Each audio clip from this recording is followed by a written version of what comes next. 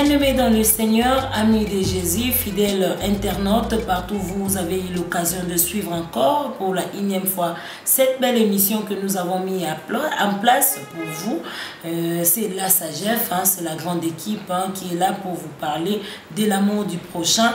Et je n'ai jamais été seule, j'ai toujours été accompagnée de ma consoeur Sabrina Yoko et Maman Tina Lafez, qui est l'avocate de Jésus, qui vous parle de tout sujet qui concerne le royaume de cieux pour vous rapprocher encore de Jésus-Christ et pour vous aider à pratiquer les biens pour vous qui aiment Dieu, qui aiment aussi Jésus-Christ. Je dis bonjour à Sabrina Yoko qui est ma consoeur. Bonjour Sabrina. Bonjour Mireille Lopema, bonjour frères et sœurs dans le nom puissant de Jésus-Christ. Merci beaucoup. Bonjour Maman Tina, l'avocate de Jésus. Bonjour Maman Mireille, bonjour Maman Sabrina. Bonjour tous les gens qui nous suivent en ce moment. Merci beaucoup. Vous comprenez que nous sommes encore là. Nous sommes ensemble ici pour vous parler de l'amour de Jésus, qui est notre objectif de la SAGEF. Donc nous, c'est l'amour de Jésus, l'amour du prochain, comment pratiquer les biens. Et Maman Tina, nous avons eu aujourd'hui un sujet très capital pour parler des sectes. Le secte, c'est quoi? Parce que ça reste un point d'interrogation dans nos têtes, parce qu'on ne sait pas les sectes, c'est quoi. Sabrina Yoko, toi, tu as une idée sur les sectes? Je dirais que j'attends seulement parler de sectes, mais en vérité, je ne sais même pas qu'est-ce que ça signifie. Heureusement, nous avons l'avocate de Jésus qui a reçu le mandat de nous expliquer. Maman Tina, les sectes. C'est quoi au juste les sectes? Moi, ça me fait peur. Évidemment, ça me fait aussi peur, les sectes. Déjà, quand vous attendez quelqu'un parler des sectes, déjà, vous avez peur. Maman Tina, définis-nous un peu les sectes, c'est quoi? Pour éclairer aussi le peuple de Dieu qui te suit. Maman Mireille, c'est le contraire de moi, les sectes ne me font pas peur. Évidemment, c'est mon secte apparemment actuellement. On voit des images bizarres, des hiboux, des totems, des choses comme ça qu'on met toujours dans leur emblème. Vous comprenez? Qui fait peur. Et quand on voit... vous n'avez que la peur. C'est horrible, oui, c'est horrible, ça nous fait toujours peur parce qu'ils utilisent que les images noires, de zombies, des trucs pour nous effrayer, Maman Tina. Voilà, moi je n'ai jamais peur de ça. Au contraire, quand je vois ça, je prends le sang de Jésus, je renverse là-dessus. Je ne vois même plus. Ça n'a plus de valeur. Quand vous voyez ces images, il ne faut pas reculer devant ça. Il faut être au-dessus de ces images. Il faut vraiment appeler. Parce que quand tu appelles, tu réclames les sangs chauds de Jésus, les sangs glorieux, les sangs victorieux. Tu appelles ça, tu dis Jésus, je veux que ça soit déversé ici en ce moment.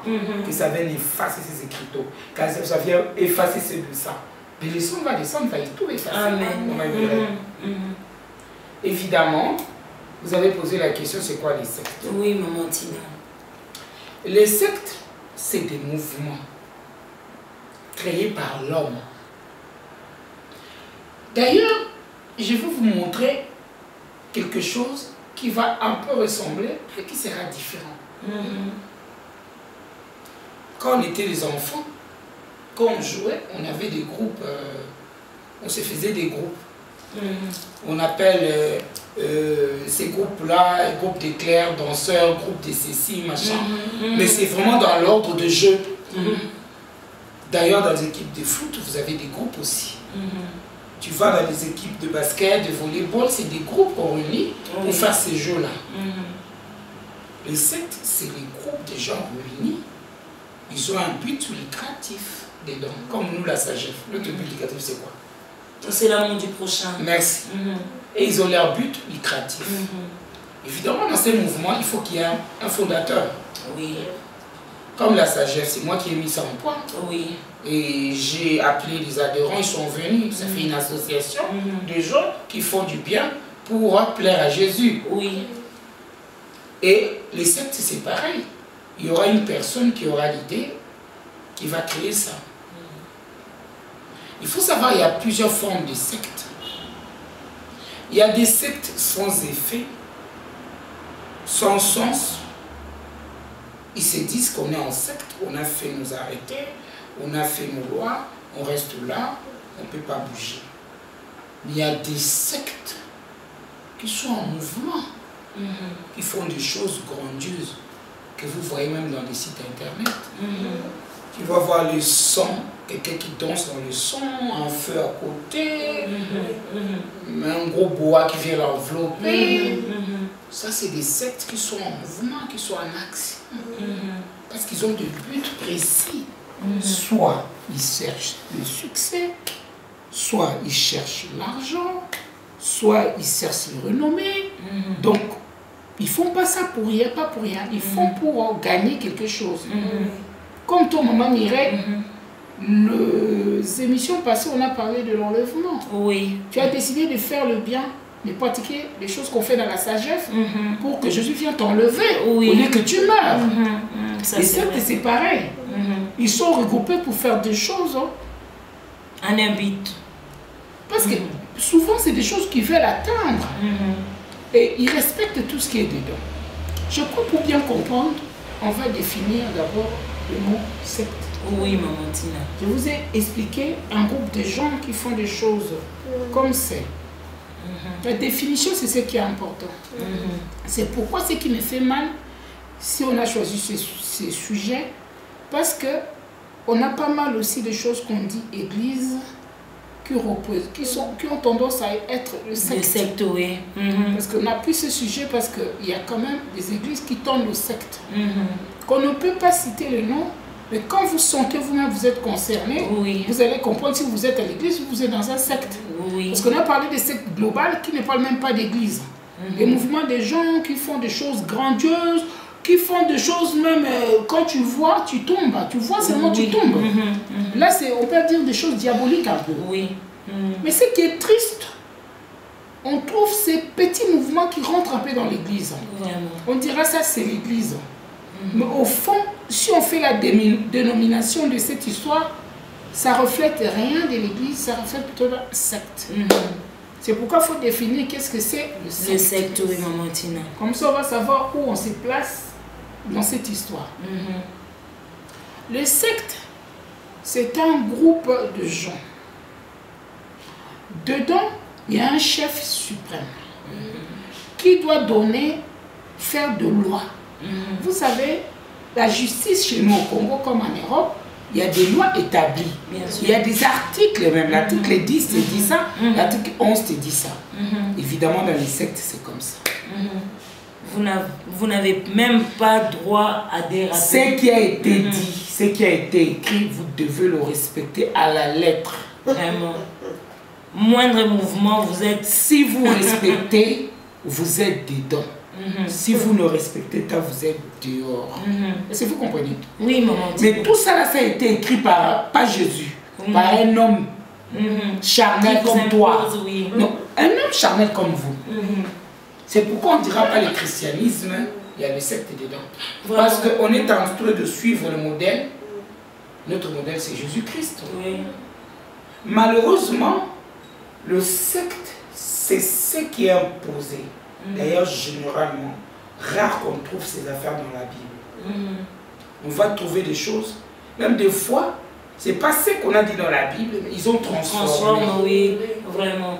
Donc, maman Tina, il n'y a pas une liberté dans les sectes. Merci, tu as bien défini. Tu n'as pas la liberté de faire ce que tu veux. Tu ne peux que obéir à ce qui était écrit. Tu dois appliquer. Avec rigueur. Je crois que plus tard, on va voir, on va donner quelques exemples qui démontrent que quelques églises sont ouvrir, oui, que les églises sont devenues des sectes. Certaines églises, c'est des sectes. Ça fait peur, comme j'avais dit au début. Vivre avec de principes, vivre dans un endroit où tu n'as même pas un mot à dire, ça fait vraiment peur, moi je dirais. Tu n'as pas une décision.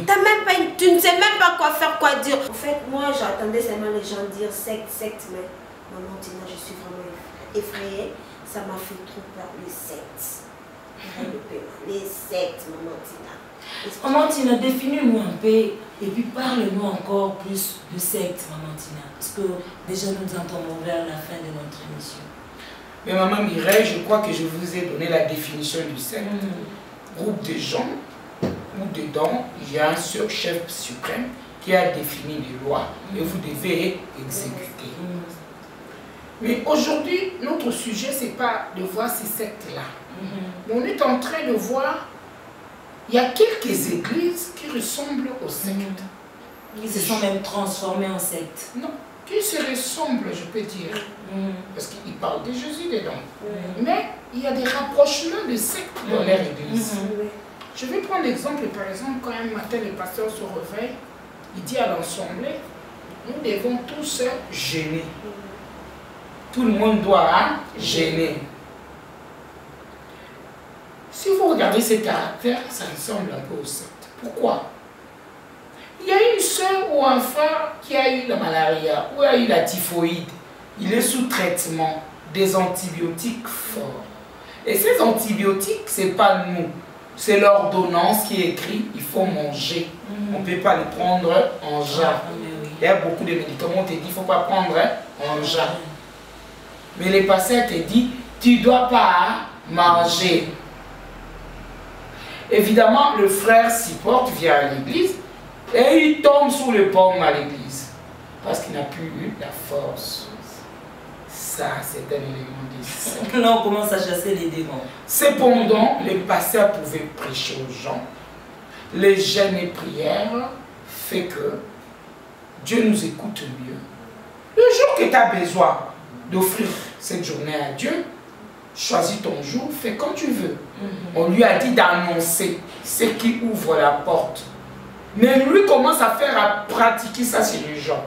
Déjà, les jeunes doivent être libres. Jamais dans les églises, jeûne et prière dans la liberté. Il faut qu'on vous dise, le 10 au 30, vous devez jeûner. Sans savoir que cette femme est enceinte. Vraiment. Cette femme porte un bébé qui doit manger tous les jours. Par le cordon ombilical de la maman, l'enfant mange. Et cette maman ne va pas manger. Il ne va pas lui transmettre. Il ne doit pas nous fournir la nourriture par son sang. Donc cet enfant peut même grandir, grossir dans le ventre sans vitamines. Il peut naître un enfant avec insuffisance. Vous voyez? On quitte là. On a dit jeûner, tout le monde doit jeûner. On dit le vendredi, on a l'habitude d'avoir l'église ici. Mais exceptionnellement, l'église ne sera pas ici. À la montagne. L'église, on va aller faire ça à la montagne. Parce que Dieu va nous écouter plus. Un fidèle qui est dans la montagne, ça peut être Mangué, je ne sais pas moi quoi. On va aller tous là-bas. Ils n'ont pas prévenu les gens un mois après ou 2 semaines avant. Mais on vous dit seulement dimanche pour dire le vendredi. Cette personne savait qu'après le culte à 13h, à 15h il y a une réunion de famille. À 15h il y a une fête de baptême. À 15h il va aller à tel endroit. Maintenant, il doit perturber son programme. Qu'est-ce qu'il va faire? Il doit suivre. Il doit laisser ce qu'il fait. Et surtout que s'il est engagé à l'église, peut-être protocole, intercession, là ils sont obligés. C'est même pas ça. Quand on dit ça, c'est toute l'église aimerait. Il n'y a pas de protocole, il n'y a rien. Toute l'église est passée par... Parce qu'au fait, quand on dit ça aussi, les fidèles, personne ne secourt. Personne qui riposte. On voit que on dit la parole, l'exécution. Comme on disait à l'époque, Louis XVI, des trucs comme ça. Or, revenons un peu dans la Bible. Dieu a dit, venez à moi librement. Dieu nous a laissé la liberté de prier, de le suivre, de jeûner. Quand tu es dans l'église où tu n'as plus cette liberté, ça sous-entend un peu le secte.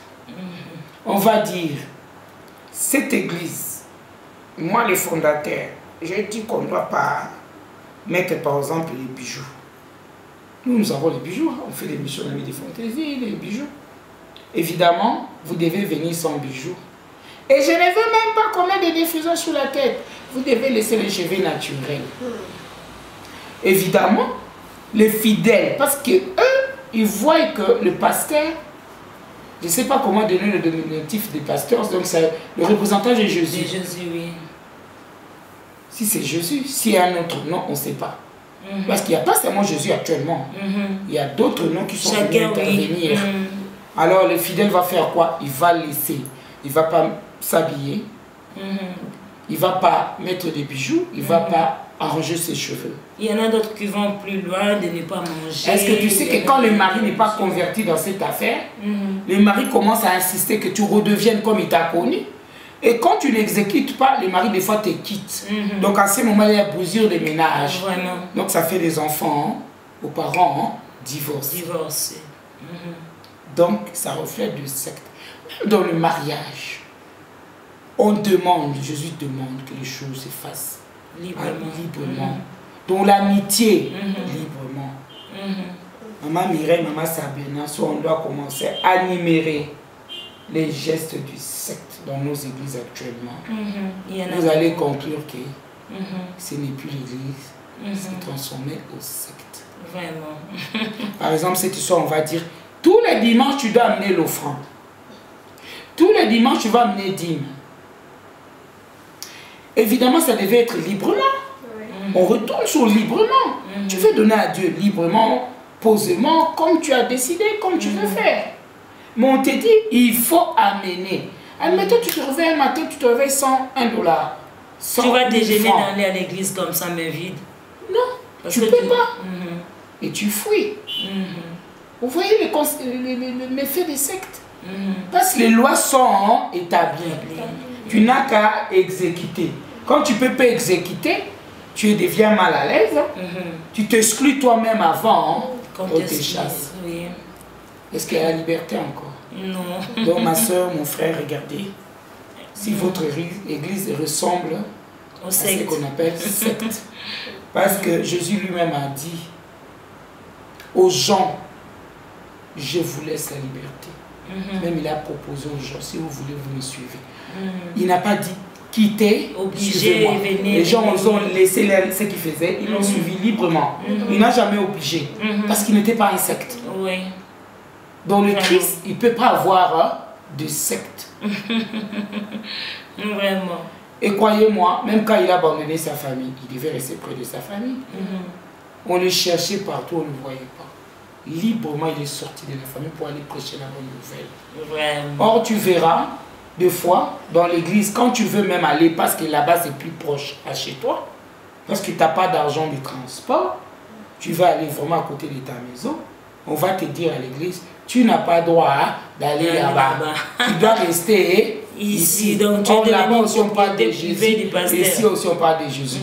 Regardez, frères et sœurs, si votre église ne ressemble pas à un secte. Voilà, Maman Tina nous a vraiment très bien expliqué, fidèle ami, dans le nom de Jésus. Partout où vous vous retrouvez, vérifiez, regardez bien si dans votre église, vous ne pratiquez pas les sectes. Parce que Jésus veut la liberté. Il est Dieu, il a créé toutes choses à son temps. C'est un Dieu miséricordieux. Il est tellement bon, ce Dieu-là, et je pense qu'il n'est pas... Le Dieu-là n'oblige à personne. Car lui-même, il a dit, venez à moi, vous tous qui êtes chargés et fatigués, je vous donnerai du repos. Bien-aimés dans les Seigneurs, vérifiez bien. Pasteur, maman pasteur, si vous pratiquez les sectes, je vous en prie au nom de notre Seigneur Jésus, de laisser et de suivre à Jésus librement. Parce que c'est ce que la Bible déclare, comme l'a dit l'avocate de Jésus-Christ. J'étais vraiment très émue parce que j'ai compris le mot secte, quoi ça signifie. En tout cas, merci au nom de Jésus. Vous avez raison, Sabrina. Jésus nous a dit de venir en lui librement. Il nous a laissé le choix. Maman Tina, un dernier mot parce que nous sommes déjà arrivés à la fin de notre émission d'aujourd'hui. Je ne peux pas redire ce que je dis. Restez tranquille. Regardez tout ce qui se passe dans votre église. Regardez ce qu'on vous dit de faire. Si on vous dit que si vous pouvez faire, vous faites. Si vous ne pouvez pas, vous laissez. Ça, c'est très bien. On n'est pas aveuglé pour voir ce qui se passe. Surtout pas sourd pour entendre ce qui s'est dit. Dès que vous sentez dans tout ce qui se passe dans votre église, il n'y a que des obligeances, il n'y a que des obligations, je crois qu'il faudra faire marche en arrière. Parce que dans le Seigneur, on est libre. Même quand tu ne veux pas Jésus, il te laisse libre. Je crois que le message a été bien transmis. Le thème était aujourd'hui. Qu'est-ce que c'est? Les sectes. Les sectes. Et là, je vous ai donné les formes des églises qui ressemblent aux sectes. Je vous embrasse, on s'est dit, au nouveau numéro. Merci. Eh bien voilà, Bien-aimés dans les seigneurs, nous sommes arrivés à la fin de notre émission. Retrouvez-nous sur YouTube, Africargo, Mamantina, ou soit carrément vous entrez sur notre site www.africargo.com. Merci beaucoup, abonnez-vous et appelez s'il y a des suggestions aux numéros qui sont affichés au bas de vos écrans. Vous ne serez pas déçus. Merci beaucoup. Au nom de la grande équipe, nous vous disons merci. À la prochaine.